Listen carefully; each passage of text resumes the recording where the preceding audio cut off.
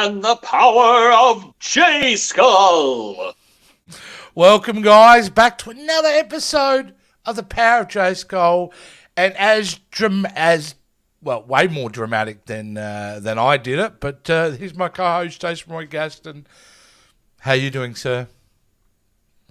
I'm living a dream. Thank you for asking.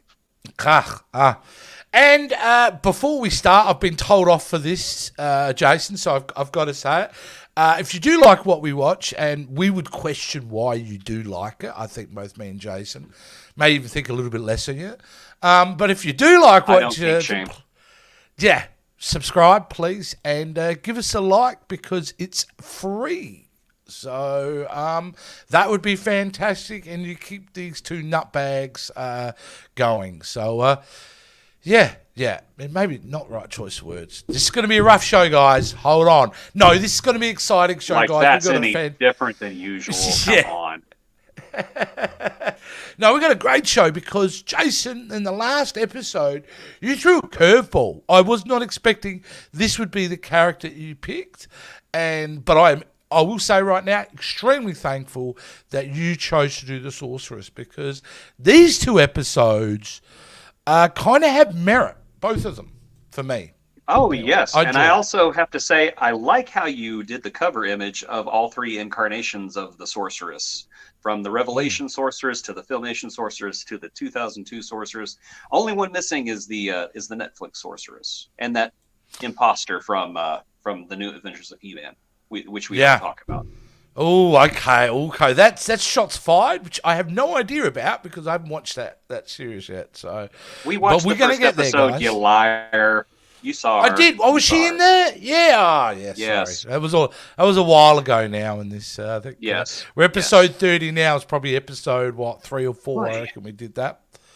Probably. Either way, we're not talking about those other ones. We're really just focusing on this week, the Filmation Sorceress, and we're focusing on the 2002 Sorceress. And both are definitive origin stories for her, I would say. Like, that's what the focus of the episodes are. We'll start off with the first one, Jace, which is... Let's do it. It is the origin of the Sorceress. Written by J. Michael Straczynski. He, maybe not the most clever title maker for his episodes. Sorry, J. Michael, but that's the truth. They always seem to be fairly obvious. We'll forgive him. This was a good episode. We'll forgive him. It was a good episode. It was a good episode. Just like I'm going to forgive him for that animation for that B5 movie. Yeah, we won't get into that. But what's the deal there? Someone did it on After Effects. All right. Babylon Fiverr. Yeah, Babylon. Babylon $5. Yeah. Okay. Now this episode is toyetic, Jace. Let's get into the toyetic. Very much so. Yes. Now I remember this toy Strider. I never have him. He's awesome. You have him. Unfortunately, you're not at your normal location, so you can't show him. No, because if we had shot this episode when you said we would, he's on my bookshelf behind me, or the bookshelf that would be behind me, if we were at my house, whenever we said that we were going to shoot this episode. I not only had Strider, but I also had 3 or 4 sorceresses right here as well. If we had shot this episode when you said we were going to. Sorry, mate. Being the CEO of this podcast channel demands a lot of my time, so occasionally I have to just forget about things. Sorry. Well, I don't know what happened there. If you tune into the VHS vault whenever we review Clue, you can see them. They're there. I had them all set up. I had them all ready to go, and then you change Easter eggs. See the layers Jason adds to our content. Because not only Clue is about finding clues, but you can find even more clues about other stuff we do in the background when Jason talks about Clue. Watch to cover Clue yourself. Which released. Yes, it's a great episode. I got there. Really now Strider, can I just say, right, you know who I feel sorry for in this scene? Because this is where, straight out of the bat, man at arms going, I basically, he will make a good companion for He-Man, and Battle Cat's right there. Well, Cringer's just, I'm sorry, he'll do what? Huh? Yeah, like, you're going to get, basically dropped off in front of a vet or something. Like, abandon him. I thought it was not cool, man. It's like bringing in a dog and saying, hey, this is your new dog. It's perfect in every way. And meanwhile, your dog is in the corner going, what? But, Battle Cat does get his revenge because he takes on the role of Morgoth in this episode and uses the exact same voice.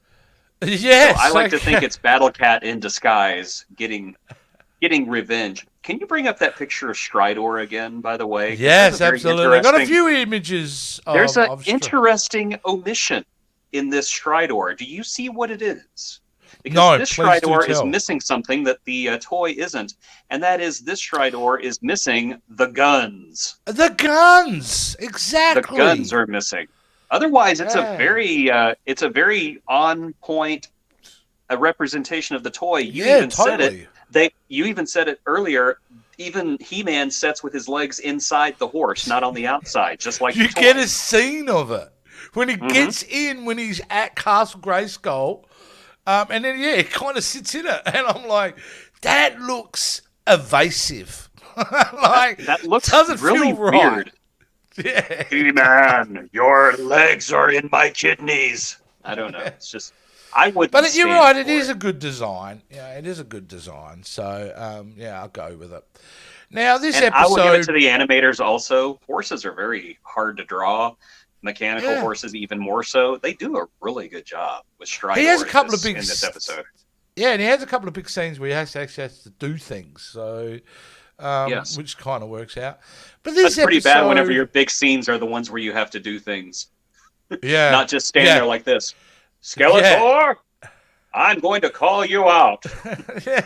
Or what, He-Man? Exactly. Cut back and forth. We love you, Filmation. We love you. We do. I was actually watching some of the old Marvel cartoon shows, like the OG Captain America and the OG Avengers cartoon. And you want to talk about limited animation. They'll go for 5 minutes with nothing moving except little lips. Oh yeah, they made direct fun of it in Across the Spider-Verse at one point because the animated Spider-Man from the '60s comes in and he can't catch Miles because he's like, I'm going too slow and I can't move. Yeah, that movie's so great, by the way. If you haven't seen it, you got to go see it. Yes, go see it. Go see it. It's awesome. So conveniently enough, the new robot Strider, and they're all out in the courtyard, and then a burning ring of fire, as Johnny Cash would say, appears in the skull. Oh, those are some suggestive clouds. Oh my gosh. Yes, but it's shooting red hot rocks out of the ring of fire. So the analogy deepens, people. So you bet, and starts attacking them. Which is kind of pretty cool. I like the idea of, because, the only way kind of out of that is to get He-Man to the volume back, really, isn't it? Everyone else is going to run. Zelda. It's how you fight Ganon in The Legend of Zelda. So Zelda copied everything from He-Man. Why not? Why not, man? Good source material to copy it from. Absolutely. Yeah, absolutely. But, Strider gets his first kick maneuver. We get to see his value as he just kicks the rocks out. Hey, I like that. I thought that was cool. Yeah, because I didn't do that with my version of it when I was a kid. No, I just went boop, boop, boop, boop, boop. That was about it. He-Man has a horse now. Yeah. And then I just try to put him in head first because, I don't know, I like the idea of them with their legs straight in the air going, doot. I know. I needed You were a very weird child, yes. Still am. Now, right in the middle of that battle, we get, He-Man gets a phone call. I need you to come to Castle Grayskull. We need to have a chat. So, right now, He-Man. Come alone. If you what ever are want their to see Tila again, expectations is that? Like, if he's in the middle of something, I don't know, maybe he's vacuuming, maybe he's doing so whatever. I think the obligation, he has to drop everything and then go, doesn't it? Well, I know I'm kind of jumping ahead a little bit, but in the second episode in 2002, the Sorcerer is even more rude. Because she pops up, she goes, Man-at-Arms, come to Castle Grayskull immediately. And he's like, fine. Okay, boss. Yeah, I know. The 2002 one's actually, yeah, a bit of a Karen, actually. But Just a anyway, bit. okay, so He-Man goes to Castle Greystone Yes. and, And he has to go alone, but because Stridor's not alive, he takes Stridor and not Battle Cat. Which honestly, if I was Strider, I'd be a little peeved. Be like, excuse me, I'm sorry. yeah, I'm just 'Cause, an inanimate mechanical no. object to you.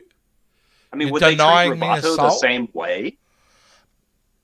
I don't know, Man at Arms, man. I don't know how he treats anyone these days. The I more don't I know. watch of Man at Arms, the more I think that He's there needed to be an the true investigation into him. evil. Yes. Yeah, yeah, absolutely.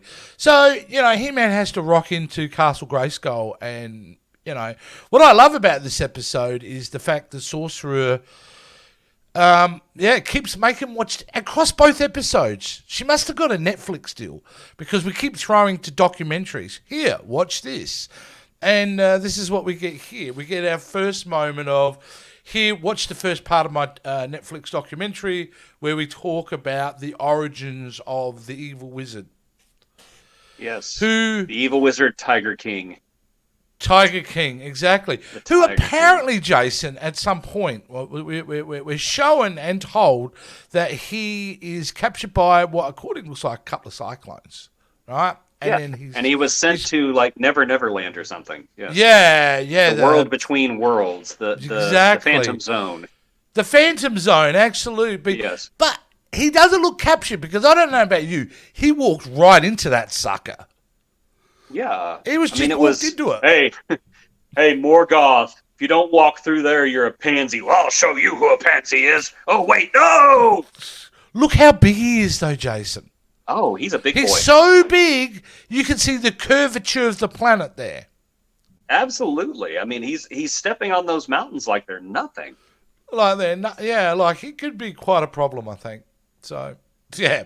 So, but we get our first bit of backstory, because in all seriousness, this episode really does deal with where the Sorceress came from. Yeah.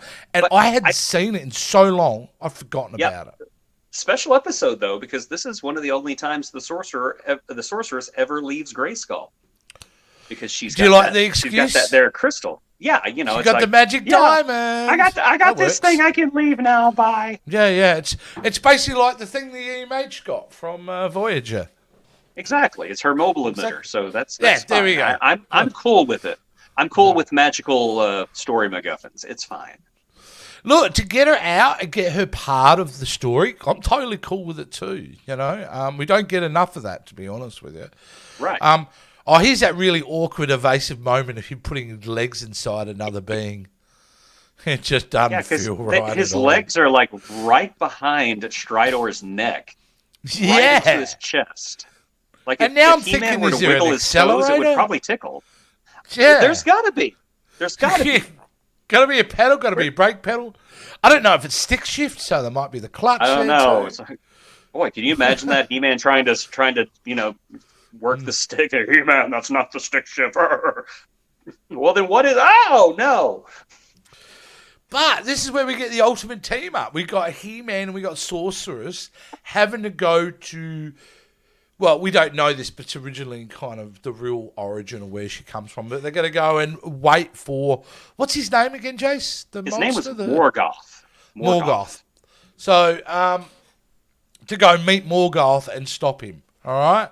Now, clearly they got some time to kill, because Sorceress goes, let's watch the second episode of my Netflix documentary. And we get the backstory of the Sorceress, who, shockingly enough, Jason, was a lot younger than I was expecting when she became the Sorceress. Well, you got to start somewhere. Yes, a long time ago, she was Tila Na, which I thought the continuity is on point. Not only here, but there's also a lot of foreshadowing in this episode for things that are coming on the horizon, which I will point out to you as we get to them. Fantastic. We'll get into that moment. I really liked the idea of the Sorceress being, someone who is having a problem in her society and feels like, it ain't right. She's, in a way, carting to become a rebel in some ways, isn't she? She's not going to go Yes. with the status quo anymore. Yes. And who is she fighting? Well, Who's she fighting? you got me, Jace. Go. You didn't see the chest plates? It's the Horde. Oh, yeah. Oh, sorry. I got a Yes. whole thing of... Yeah, I thought you were looking for a name. No, this is what's amazing. It's the Horde. Yeah, it's the Horde. And it's the first appearance of the Horde ever. Yeah, there we go. That's what's There's so great about this. Yeah. That's what's so great about this episode is, as I said, foreshadowing. Nobody knew that Shira the Princess of Power was on the way. Nobody knew anything about that. This could have been a one-time only villain, but this all builds to something later. It does. Like And that. you know what I especially like about it, though? I really love the fact that it said to me, oh, that's an empire that's been going thousands of years. Mm-hmm. Because, well, at least hundreds of years. It's been going around a while at this point, if they've been around at that point. Because it's not like she's just been in Castle Grayskull for 10 years, right?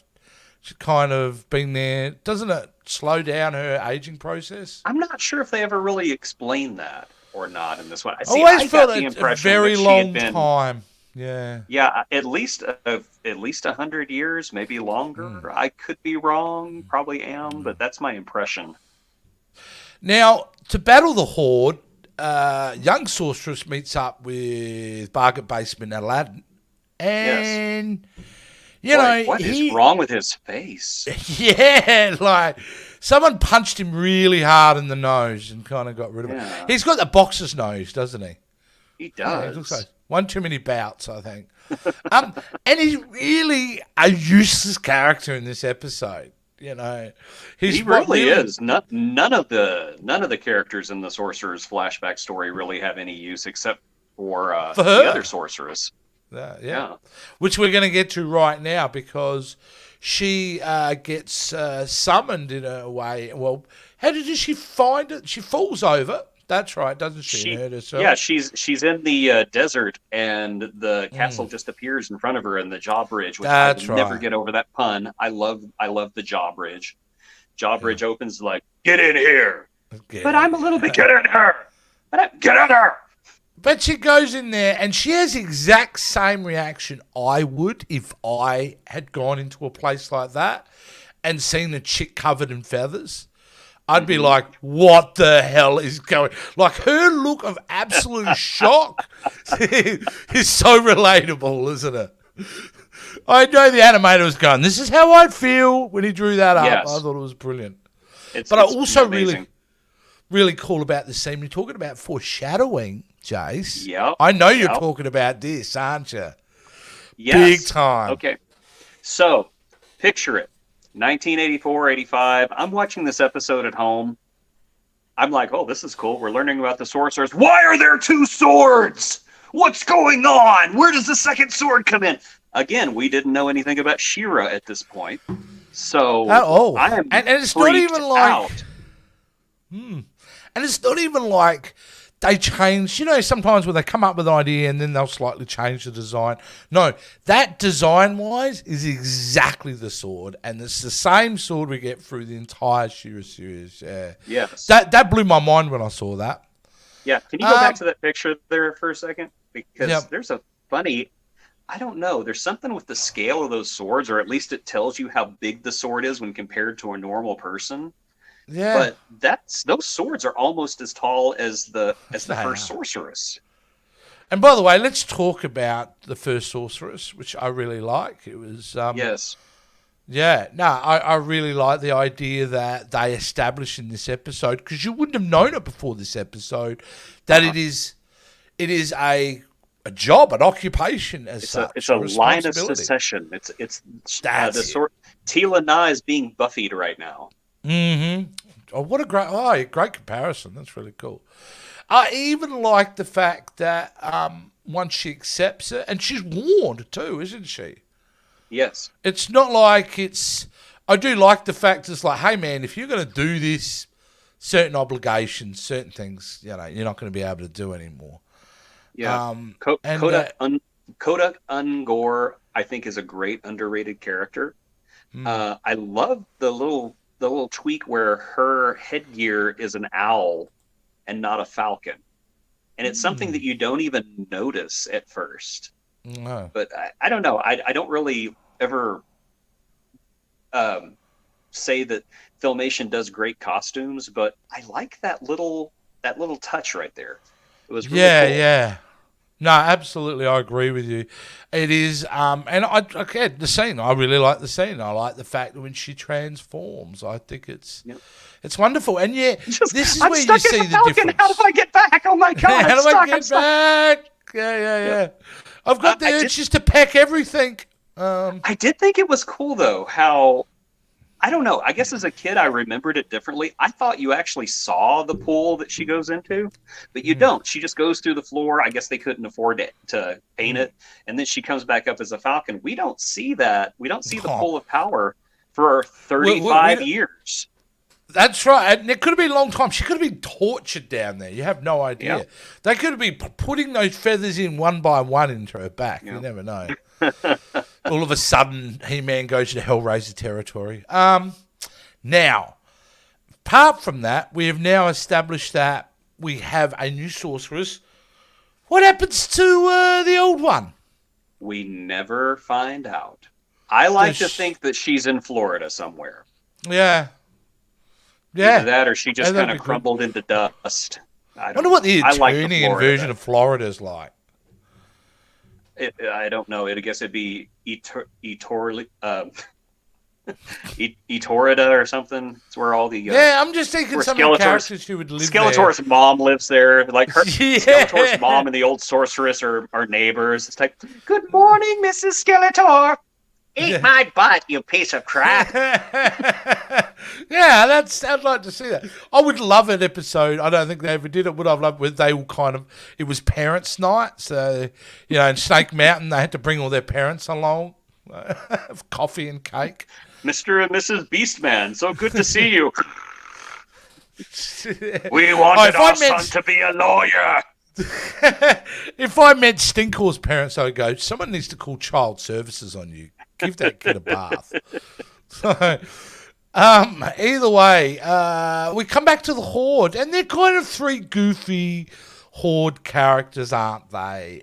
They But really kind of are. They kind of got a Larry, Curly, and Moe aesthetic going as well. they really do, and they're pretty perfunctory as villains, aren't they? I mean, Yes.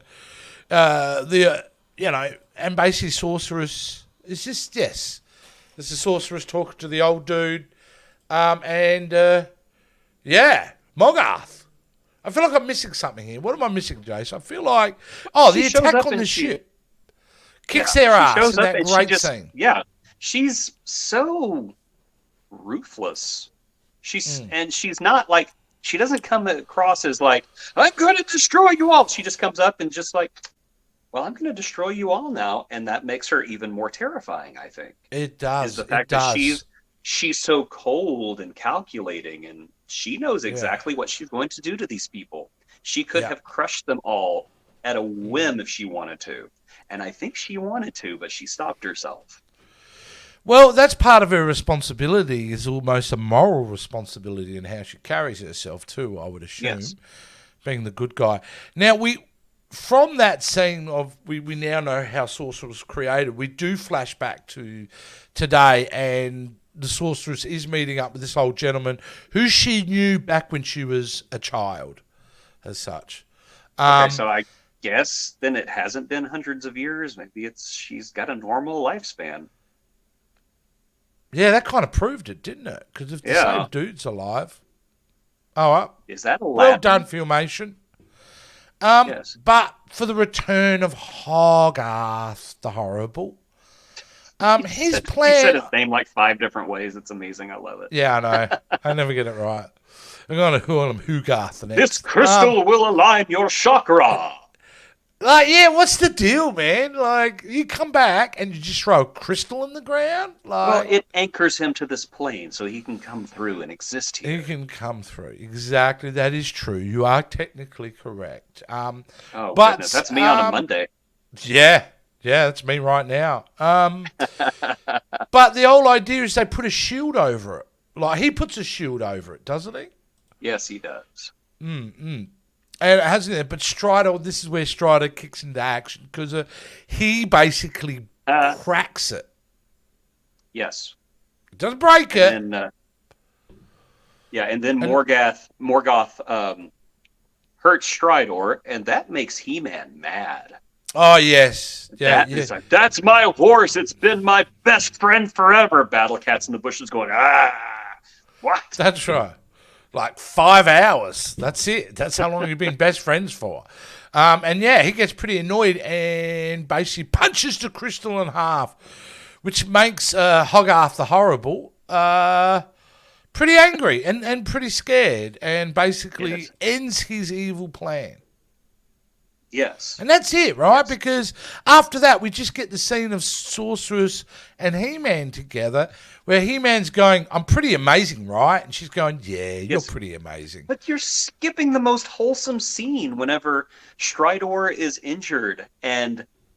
he carries him back. And he says, Stridor carried me, now I will carry him. I'm like, you big dumb goof, you're just the most wholesome hero ever, and I love you, and I'll never stop loving you. I blocked that out because I'm Team Battle Cat, because I feel like Battle Cat's sitting there going, all right, F this guy, you know, like... Would he carry all of his stuff? Cringer, there are times that he's been so terrified, that poor cat. I mean, he's terrified every week when he points the sword at him. Like, you would think every now and again, you know, Cringer could do with a bit of cuddling and carrying back. I don't think it happens. He has to carry the weight of He-Man every week. He does. How many times has He-Man... that really heavy saddle. I mean, come on. Yeah, who knows how heavy that helmet is, too. And how much peripheral vision he's got. Yeah. He-Man will be riding Battle Cat, holding a gigantic boulder, and everybody will be sitting there thinking, wow, He-Man's so strong. Battle Cat, in the meantime, is carrying the boulder and He-Man and that saddle, and he's just like, are we done yet? Yeah, that's right. And probably permanent damage to his vertebrae. Probably so, yes. Yeah. So, but that was kind of the end of the episode. It's not an intricate plot, really. We've been making fun of it. It's a very simple plot, but it's a necessary episode. Well, this episode was written to sell Stridor toys, and I just love that little bit at the end whenever Stridor yearns for freedom and they let him go. They let a mechanical horse go into an alien ecosystem. Well, if we ever need Stridor again, we'll know where to find him. They never used him again. That was the last we ever saw of the guy. Yeah. So I'm assuming that he is under a tree somewhere, rusting. His battery ran out, or he ran out of diesel. I don't know, whatever he's running on. But yeah, there's a family of squirrels living in his back where the legs... Yeah, probably right now. Look, you just said it's an episode to sell a toy, and it is. But what makes this episode interesting, it's also a big mythology builder. It is, and I loved this episode. I thought it was great. So, yeah, I had a really good time with it too. I thought it was good. I liked the simplicity of the plot. I liked that we really just focused on the Sorceress rather than, we're just getting side characters just to fill in time. They really kind of doubled down there. I was down with watching her Netflix documentary as He-Man was forced to watch as well. So I really enjoyed it. It was good fun. Let's have a look at the clip, though, Jace. We need to do that, eh? The moral message at the end of this episode. Here we go now. Let's do it. Today, we learned about the importance of taking the responsibility to care about our fellow man.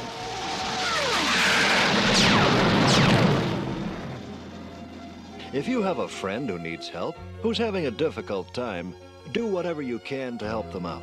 Because as you saw in today's episode, no matter how big the problem, one person or one living creature can make a big difference.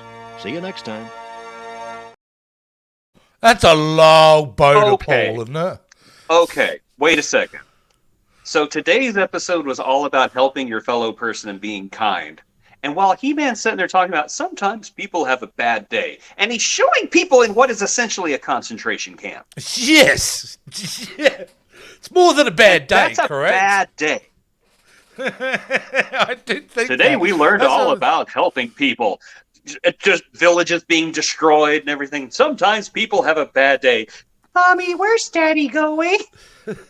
It is a long stretch, This that one mole was so message. it was so out of left field. If they had gone with something like "Be kind to animals," or you saw today how Stridor wanted to be freed. Yeah. If you catch a wild animal, don't try to keep it. That Yeah. would have been fine. But Or it's like, keeping, why did they go with this? That's right. Message of responsibility, taking something. Like, there's so much more you could have done. So it was very odd. That was very odd. Yeah, it's super But, weird. it didn't destroy the episode. We both agreed. No. We loved it. Now, Now, Jason. the morals are sometimes they're tacked on. It doesn't affect the episode. Yeah. I just I find will it say amusing. 9 times out of 10, though, the Filmation does get it right. So Yes. for me, I don't feel like they're less than at all. Every now and again, you're not going to hit a home run every time you're out in the plate. So there you go. I just pulled a baseball analogy. I don't even like baseball. Anyway, the next episode. I don't know anybody who likes baseball, to be honest. No. How does it even exist? I think the Illuminati just keeps it popular. I don't know. Yeah. Here we go. Next episode. We have not spoken about what we each think about these episodes too much. I'm curious to think what you thought of Out of the Past, the 2002 episode that focuses on the Sorcerer. Because I'll put it out in Front Street, I really enjoyed this, and I thought it was one of the stronger 2002 episodes I've seen. I'm right there with you. I thought it was really well put together.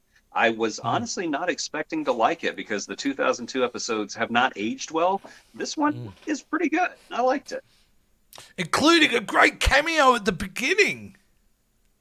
Yes. Which I was like, Yes. Whoa! They're going deep cuts up. Cyclone, Yeah, right? Cyclone. Or Cyclone. Psychor? I don't know. I think it's Cyclone, if I remember. Because Yeah, I remember he's- having the original version. I owned He's him. made a few appearances on the 2002, and I even think he showed up in the Filmation one a few times, but he was never a huge character. I think his one Filmation appearance was, "Oh, it's my good friend Cyclone. Cyclone, can you do your trick?" "Absolutely, He-Man." "Wow, Cyclone is available at a store near you." And I bought one. What can you say? Yeah, I'm going to get one. But she has, it's Cyclone and Teela. And Teela has this weird vision when she's on a sky bike. Yeah. Sky sled. He was seeing things in this episode. Yeah, she's really tripping out. Yes. She shouldn't have eaten those mushrooms in the woods. So No, either way, she shouldn't trip and drive either. no, Because it's not she good. crashes her sky bike in the dumbest way possible. She really does. literally when we get like- to that. What's that over there? Boom. It ends up boom out cold. Yeah. But she gets attracted to go to that village, doesn't she? She sees a vision Yes. of somewhere where she needs to go, which is this kind of little village here. So yeah, she gets kind of knocked out. Then we transition to the Sorceress. Man at arms, come here now. Yeah. Now, the design of the Sorceress is so influenced by Egyptian culture, correct? Yes, which means that there was probably Eternian pharaohs, which means there was probably an Eternian Moses, which means there's probably Eternian Passover. Probably. But it also maybe creates a link between Eternia and Earth. What's to say the pyramids weren't built by the ancient Eternians? Do you want to hear my conspiracy theory? Nope. I think Yes, of course. I think if this show had gotten another season, I think that they were getting ready to link it to Thundercats. That's a big statement, Jace. I do believe that they were either right there, like it was going to be obvious, or it was going to be subtle. I think that they were going to link the Sorceress to Thundercats because Mum Ra was, he was Egyptian themed. And That's true, and they're on a strange planet, correct? Because Yes. they had to, so that could be in the one of the planets in this giant Masters of the Universe.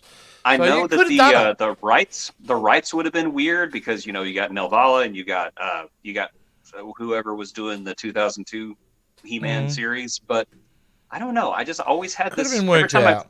yeah, I don't know. It could have happened. Maybe I'm just full of it. Who knows? Maybe a little bit of both.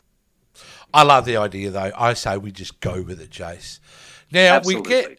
we obviously get the flash of, Egyptian sorceress, but we also I like cut the to, design. which I do like the design, yeah. I'm not, Mm-hmm. that is not to be derogatory. I think it looks fantastic. But then we cut to, I kind of like the Skeletor, Jace. The more I see the Skeletor, I kind of digging him, hey. And I'm Oh, kind of digging he's a him. great reinterpretation of him. He's such a It smart one. really I like him. is. Yeah. And I like him. He's like, oh, so the sorceress thinks she can expand her base. Well, two can play at that game, which and his idea, he obviously doesn't share anything with anyone, hey. Right. So because he's got this ready-made plan to raise dead skeletons Yes, and the put him in skeleton warriors. to put them in a pile of goo, and they come out to be gooey. And now they're Skeleton warriors. snot warriors. Yes. Yeah, but the fact of how shocked the rest of them there, because who's there? You've got... Oh, I'm sure that I think Beastman and Yeah. Triclops and Evelyn, and they're just Yeah, like, they were what all there. the heck is what? I might be thinking, Skeletor's where does he lost get the it. time to do this? Like, why does he even need us at this point? He's sitting on the can and he just gets inspiration. Like, I Yeah. got it, snotty Oh, skeleton warriors. Just looks up a YouTube tutorial video. Got it sorted. Of course, you All know it's right. going to be from Man at Arms. Man at Arms has all those tutorials. Yeah. Psycho. So, yeah, his ego says, or he's so insecure, Skeletor, he's like, she's up to something, so I need to build a giant army to wipe her out. Meanwhile, back on Endor, we find out the Eternian Ewoks is the village that young Teela is now. I would have thought that they were more beep the meep, but okay. I'll go with that. Maybe a merging of the two. Deep cut. Deep cut.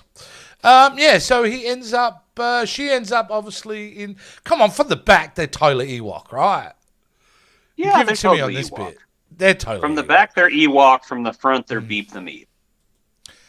They're not so cool, these guys. I don't like them. I'll be honest with you. I don't like them at all. I think they're liars. I think they are uber dependent on other people to solve their problems. Yes. Not fan of this village, got to be honest with you. Especially this dude. He really does some a dodgy thing in this episode. Which He really does, but you got to admit his facial animations are next level. Oh, yeah. He emotes so much. So just with well. His eyes. Yeah. She tells him off at one point, and the sulking look and guilt look he gets. It's like fantastic. he knows what a piece of junk he is. He just, I'm sorry. Beat the meep is sorry. That's so Eat great. you, bunga. Yeah, I also think, like Ewoks, they are carnivorous, and when they were done with Teela, they were going to cooking eat up. her. Yeah, they were going to eat Absolutely. her. Yes. Now, to call back to a joke I made earlier, laugh out loud moment of this episode is Stinkor going to visit Skeletor. Yes. It's laugh out loud Oh, for my a couple of goodness. reasons. One, because of the stink lines. Really appreciate me good stink lines. And the fact that once they have a chat, he's like, now go downstairs quickly, Stinkor. And he puts up the gate. And I'm like, that's brilliant. I'm sorry. I thought it was freaking hilarious how it was done. I love how they just embrace the goofiness of some of these characters, and they do it with love. And Stinkor did not show up in the original series. He only showed up here for the first time. I guess because parents were like, you can't have an action figure that stinks. I thought Stinkor was the coolest action figure ever, and he did stink. My Stinkor still stinks to this day. You know what, Like though? The patchouli oil. design. The design was great, though. Oh, yeah. I love the black and white, black and grey, and that kind of head. Love it. Just think it's fantastic. Yeah, I remember having one. I remember my sister yelling at me over it, and I remember it disappearing. Yeah. Oh. I don't forget, sister. I don't forget. It sounds like enough time has passed that you can enact your revenge.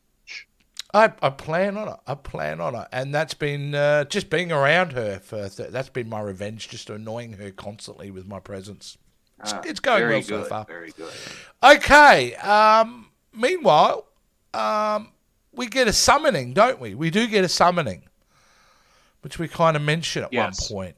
How demanding this sorceress is. She never says thank you or I'm sorry. It's always, get over here now. Yeah, she's really got a chip on her shoulder, hasn't she, a little bit? And Look at that pompousness. She's just so full of herself. Yeah. Here, watch my Netflix documentary. You need to know some things. And which, she kind of does, doesn't it? You've got to watch a whole another kind of little bit of a backstory. But nevertheless, we get the backstory as she's bored, basically. Here's the sorceress still. I'm bored. I don't know what to do. I'm going to go out and get some strange. That's it. And I'm going to go and mooch off a village of the little creatures. And then I'm just going to, chill by the lake, do whatever, Sorceress goes on vacation. Yeah. I thought, where is the noble act in all this? This is not noble. This is selfish. You gotta take a vacation every now and again, though. I don't think there's anything wrong with. Otherwise, you get burned out. It's like, oh, Skeletor is coming back. Oh, whoopee-doo. Yeah, whoopee-doo. Just let him take it. I'm over it. Let him try to clean these walls. But what I do like, though, and I said I don't like these bloody little furry things. Not fans. And because they get betrayed by their own in this. Yes, because remember, this dude's like, hey, man, that's what they are. You piece of junk, you. Yes. Absolutely disgusting. You do know who that is, right? Oedipus? No, please explain. Oedipus. Odor. Oh! Stinkor. Yeah. Stinkor was always a bit of a stinker. Really? Yeah, that's baby Stinkor. I even like him more now. No, we got, but she gets given a magic stick, that's the real origin here. She gets a magic stick, and I don't know what's so magic about it though. Because is it the stick that's doing this, or is it her doing this? It's her doing it. I don't know. Right? It's weird. I think that she does it, and then she blames it on the stick so that she can have her secret identity, even though nobody knows who the sorceress is anyway. Yeah, it does seem a bit of a misdirect, doesn't it? But you got to admit, she was pretty BA, though. She was next level. In that fight, I'm going to destroy she's everyone. owning them. Yeah, I like the idea that the sorceress is more powerful than He-Man. I like that idea.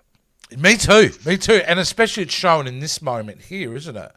When she whips it out and her wings start to appear and she's kind of to uber sorceress. Really cool. I do like the design of this guy, though. Great design. Yes, Kravis really effective. I loved it. He was great. He looks like Minotaur meets Worf, and just good villain. I like him. Yeah, it's all good things, isn't it? So yes. What isn't good things is the betrayal by the little furry man. See, talked about expression. Look at the guilt on him. I didn't mean to destroy your ship and take it apart and hide it from you. I just can't take care of myself, and I'm codependent. Will you please do everything for me and wipe my bum? Unbelievable. Oh, you poor thing. Of course I won't. You should feel sorry. You should feel really bad for what you've done today, because I hate you now.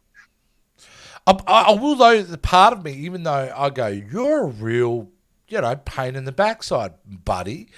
Part of me is like, nah, it's kind of cool. They just aren't bland, innocent villagers. There's real complexity going on. There's layers there, yeah. Yeah, which I think is like kind of really cool. I forgot to do this moment. Really great moment in the fight scene. Yeah, this is what's really great about this episode is we see how strong she is. She did not even break a sweat. I think that was her vacation, is she just needed to kick somebody's butt. See, I never got that from the Filmation series. I always just got that her power was knowledge. Mm-hmm. Yeah, and she could turn into a bird. Great. But, that's where her real strength was, her wisdom. Here it's like, oh, no, she can kick your backside 7 ways to Sunday too. So, And like I so said, really I love. like that.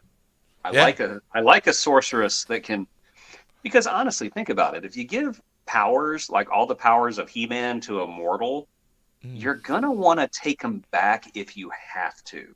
Yeah. If you make a bad judgment and you give them to a crazy person, let's say like Man-at-Arms, Yeah. and he's like, I'm going to give everybody mechanical necks. And he's like, no, yoink, it's mine now, sorry. Yeah. So yeah, the sorceress has to be more powerful than He-Man. Well, corruption over time. Exactly. You could have the powers and, you could be easily corrupted bit by building cynicism. There's only so many fights and so many people you save before you're like, do it yourself. You know? Meanwhile, Skeletor and his evil plan of gooey skeletons is just about to lay some waste. Skelisnot warriors. This Skeletor always seems to be having fun. And I don't know. I love that, yeah. Yeah, he's just like, I'm so in the moment. I'm loving this, Even when he loses, he seems like he's just, this is the best day of my life. I love that. He's kind of got an Entraptor vibe, hasn't he? He's so excited about it. Oh, this is amazing. They just destroyed all my warriors. Isn't that fantastic? They work, the gooey skeletons warriors, quite actually. They do work in this scene quite well, which I like. Oh, yes, He-Man obviously turns up to save the day. Duh. Very He-Man light episode, yes. Yeah. What's great, though, when he cuts them, because they're gooey skeletons, we can actually show the sword cutting things. Oh, yes. Yeah, and finally using that sword for what it was meant for, boy. Exactly. Like, they added a lot more violence this time around, which I appreciate. Yes. No, yeah, that kind of works, Yeah, and just having that battle where really nothing happens. It's a time filler, that battle. But I appreciate the fight. But I appreciate the way that He-Man once again uses his mind over his muscle, though. Mm-hmm. You bake him and then break him. That's he could be sitting there hitting him with his sword over and over again, going, what do I do? But again, He-Man is not just about brawn; he's about brains as well. Yeah, and you cook him. And he needed something to do in this episode because this is literally his only scene. See, that's why, kids, it's worth doing pottery class. That's why absolutely. You never know when you're going to need that. Stay in school, kids. Yeah. Stay in school. Oh, see, like, they look real friendly, don't they? They really do. I don't trust them. But you know that they would strip your car if it was outside their village. Yeah. Though. And this is the scene where they're supposed to be showing allegiance and appreciation, and they look like they want to eat them. Well, they do. That's how they show allegiance and appreciation, is that they cannibalism. Yeah. Just like Ewoks. Yeah. The end of this episode, I thought, was really odd because we just get a moment of profound reflection from Man-at-Arms. I just don't like Man-at-Arms anymore, I think. I think that's my problem. And the revelation that Man-at-Arms might actually be Teela's biological father. It's a possibility. Did you? It's a possibility. I thought they alluded, but you're convinced that they spelled that out? I think that they spelled it out. I think that Man-at-Arms is supposed to be Teela's biological daughter, and once he got his memory back, he forgot about his old life. And I know that they said that if they would have been given a third season, they would have given a definitive answer about who Teela's father was. I think it's Man-at-Arms. It would make absolute sense, but I'd be having some questions around it. And then if I found out that Man-at-Arms is my dad and I hadn't been genetically or modified in some way, I'd be pretty damn appreciative. And I'd be staying a bit of a distance. Yeah. Yeah. Happy birthday, Teela. I'm taking both of your legs and putting wheels on there. Yep. Nope. Your name is now Peela. As she peels out. I love you, Father. That's what your horn sounds like, by the way. Now all you can do is say, I love you, Father. Look at that. She loves it. She's giving me the finger. Number one. I think you're number one too, honey. Do you remember what season this one is? Is this first or second season? I honestly don't know. I reckon it'd be first season because it is such a strong. The show took episode. such a dip in quality with the second season. I would be willing to bet it's first season as well. Because the second season is the Snake Men, right? Yeah. Snake Men and paper cutout animation, yeah. Yeah, they had to cut the budget a little bit. But well, what do you do? But either way, I will say overall with those 2 episodes, I did enjoy them. I thought they were strong episodes, even though we sat here and we made fun of them. I think they kind of really work. I think they added to the mythology of He-Man, which is always a good thing. So, yeah, and it wasn't really about He-Man, these 2 episodes. They really did put a focus in on her. And even though He-Man has to appear, it was just nice to see that character get fleshed out. And interesting to see it done in 2 different ways. Yes, I agree. It adds to the mythology, makes the world feel lived in, and both of them actually did a lot of world building for the future as well. One of them, we got to see it pay off. The other one, unfortunately, we did not. Yeah. But I appreciate that it's there. I think both of these were very strong episodes, very strong Sorceress episodes, because this makes the Sorceress more than just, He-Man, there's something bad happening. You need to go help it. It makes her a living, breathing person with a history. And I appreciate them both so much for that. And you know what? You're so right, because for me, because now I've seen this episode, I have a better appreciation for the Sorceress, because I have found her grating and annoying at times. I really have. With very, very questionable ethical standards as well. Yeah. But do you reckon she ever uses that magic diamond from the first episode just to go to the shops or something? Oh, I'm sure. Every now and again she does. She goes to the shop, she goes to a movie, she has a little spa day. Yeah. Maybe she goes on a date. If the date goes bad, she says, oh no, my crystal's about to run out of power. I have to go. I have to go. That's a perfect excuse if we all had that, to have an excuse. All right, that was it. I really loved that. That was fantastic. But of course, Jason, like we do every time we do one of these deep dive character studies, which are not that deep, but we do dive in, is we're going to cast this person. Hollywood, even though it's going for a writer's strike, are still throwing us hundreds of millions of dollars to make a He-Man film, and we must, of course, cast. But we ain't writing a word because we ain't no scab. No. We're just casting at this point. You know, we ain't even starting to write this until everybody gets their dues, 100%. Absolutely. So, but we are in the casting phase.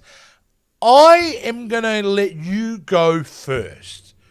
Who was your pick? You just want me to mispronounce this so badly. I really do. Well, joke's on you. I have it spelled phonetically. Okay. So, casting the Sorceress, I wanted to go in a different direction. I wanted to go with someone a little older, because to me, age equals wisdom most of the time. So I chose an actress that I'm very fond of. She has a lot of stature. She carries herself very powerfully in every scene I've ever seen her in. And although her voice may not be the best match for the Sorceress because it sounds like she eats 7 packs of cigarettes every day, I respect this actress so much that I think she would be an amazing Sorceress. And that's why I chose Shori Agdashlu of The Expanse. Yeah, well, I actually knew I pronounced it correctly. In your face. Did. Bravo. I knew her from 24 was the first time I saw her. She played a villain in one of those seasons. Yes. And I was struck by her back then. I also want to see that scene of where Skeletor comes up and goes, "What are you doing, Sorceress?" And she turns around, "Whatever I goddamn want." I want to see that. She definitely is a scene stealer actress. She's one of those people, once she's in a scene, it really all eyes kind of focus in on her. She is wonderful. And she's a non-traditional choice, which I think would be... yes, she's lovely and she's powerful. That's what I love about her. She's full of grace, but at the same time, she would crush your head if you gave her the opportunity. Well, that's what I was just about to say, and I think the great thing about this choice, Jason, is that if you were put another actor playing He-Man against her, you would know. Yep, Terry Crews. Terry Crews. You know who's the boss in that scene. Without saying a word, you would know that the Sorceress is the boss. So, absolutely. That's me. I want to cast a He-Man movie where I make somebody go, "Oh, that's woke," because that makes me happy. Woke. What is woke? It's called being progressive and moving forward in evolution. So it's evolution must be woke. That's all. Yeah. That's all. It's just being aware. It's not. It's not funny an whenever you ask them. Yeah. It's funny whenever you ask them what does woke mean, and they're just like, "Oh, no. I don't know. I don't know how to spell it." Oh, shots fired. Tucker Carlson says it's bad. Well, I'm going to keep that crowd happy right now with my choice because I've gone with a more traditional kind of choice with who I chose. But I wanted someone that really sold the elegance because Skeletor, the Sorceress, yeah, what a bad slip that one. The Sorceress, to me, has always been very regal too. And someone who's powerful and regal. She doesn't show off that she is, super powerful. And so I'm thinking, who could I get as a real life version of the Filmation one? And I chose Rachel Weisz as my choice. Because Rachel Weisz is now in her 50s. She's getting older. So she's got the maturity there. She's very powerful. She's very facially emotive. Like, you can see her in scenes where she'll just be looking and you know exactly what's going on in her head. So I just think that she would be if we were going with a non-Terry Crews version, or even a Terry Crews version, because why aren't you not casting, like, the perfect person? Yeah, I think she would I think she would do really well. And certainly she would add some, star power to it. Oh, absolutely. They're both great choices. At the very least, one could play Kodak Umor, and the other one could play Tila Na. Yeah, you could actually make an argument that Rachel Weisz, if she misses out the role, that she could play Tila too. A little bit of an older Tila, but she's definitely got that. But yeah, she'd make a good evil in too. Oh yeah. Yeah, she would actually. Actually, they both would. They would. Oh, they would. I mean, like, they're interchangeable. So that's how great actresses they are. Shore has the Evil Lynn voice of the Filmation era. Skeletor. Yeah. But in that. this version, even Skeletor would be afraid of her. Oh yeah. Yeah, because even Skeletor wouldn't be and that's the problem. You couldn't make her evil in because she is the more power. Like, she just commands the room, And she'd walk over, just kind of flick the back of his head. His skull would go flying off. Going, okay, losers. Sets down his throne. We're gonna do things my way. Beastman, Triclops, you're out. Where's Stinkor? If you find him, shoot him in the back of the head. I've always asked myself this. If you're having to put up with Skeletor as your boss constantly, right? Like, sooner or later you're going to want to play a prank on him. Someone hasn't put meatballs in his eye sockets or done something to him like that? Or maybe just put a la Deadpool, staple a Hugh Jackman cutout on his face? You got to mess with him at some point, don't you? Skeletor. Your epidermis is showing. And that was the last anyone saw of Beastman. He's off crying in the woods somewhere. Poor Beastman. I always felt with Beastman, though, that you do a cutaway, because you'd have your scene with Beastman. But if they did do a cutaway a la The Office, he'd be this very well-spoken English distinguished gentleman. Yes, I just thought the way he treated me was awful. Oh, it's just the worst thing ever. You see, whenever I graduated Harvard with honors, they sent me to Snake Mountain, and Skeletor demands that I speak like some kind of Neanderthal. And yes, I said Toll, not Thol. That's Skeletor, it's not Thol. No one says Thol unless they're stupid. That works for me. Wouldn't that be a great twist? I love it. All right, guys. Again, a friendly reminder: if for some reason you enjoyed watching us today, having a chat as much as we had fun, talking about Sorceress, do not forget to subscribe to the channel for us, and please give the video a like. Are you happy now, Joe? Are you happy? All right. Until next. Wait. What for? Character spotlight next week. I almost end the show without needing the information to make the next show. Oh my god! How dare you? Because I actually put thought into this one for once. It's not a. I don't know. Let's do Sorceress. I put some thought into this one. So, 2 characters. We're going to look at 2 characters in the next week.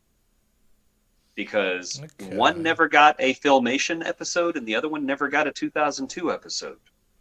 So for next week, we're going to be doing double feature. 2 of the Evil Masters. We will be looking at Spycore and Stinkor. Wow. So it's all about the oars. Yes, the oars, the Ore Boys. Spycore. Okay, let me guess then. So we know Stinkor wasn't in. Wow, was Spycore in Filmation? Spycore was in Filmation at the very end of the run. He actually has one episode where he and He-Man get into kind of a scavenger hunt across Eternia. Wow, okay. And then Stinkor has his own origin story in the 2002 version. Oh, wow, they really doubled down on Stinkor. They're like, we like this guy, he needs his own origin story. I'm down for that. I love Stinkor. I thought he was great. He was a great figure, and so was Spycore a great figure. And that was, series 5 of the toys, or 4? That was a long way down. That was around the end, yeah. Yeah, so, very cool. I love that. That is something new. So it's all about the oars. Yep, go. Trivia. Who voiced Stinkor in Masters of the Universe Revelations? It's going to be somebody famous, of course, but it slipped my mind. Well, think about who was the executive producer. Oh, was it Mr. Kevin Smith himself? No, it was Jay. Really? Jay Muse. Yep. Jay Muse was Stinkor. That's awesome. That's why whenever they knocked him down, he went, Snoochie Boochies! That's it. Yeah, and he called somebody Lunchbox, I think, at some point as well.